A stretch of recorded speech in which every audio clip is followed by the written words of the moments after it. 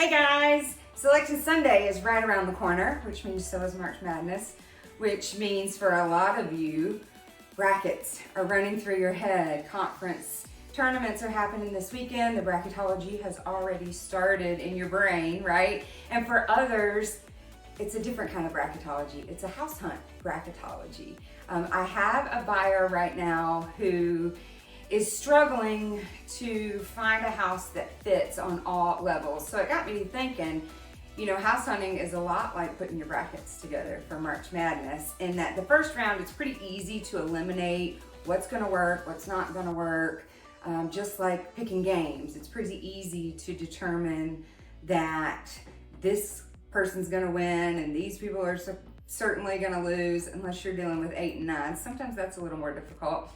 But then you get into the second round of your brackets and you have to think a little harder. You have to think about the teams, the players, how are they doing, what's working, what's not working. And it's the same with house hunting. You get into that Sweet 16 spot, so to speak, and then you have to start thinking, well, what do I need versus what do I want?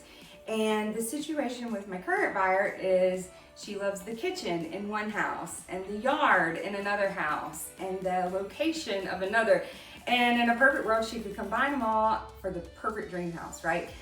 But unfortunately, we don't live in a perfect world, and that's not necessarily possible. So that's where your Sweet 16 round comes in for house hunting. You gotta start narrowing down your priorities and looking about what you need versus what you want.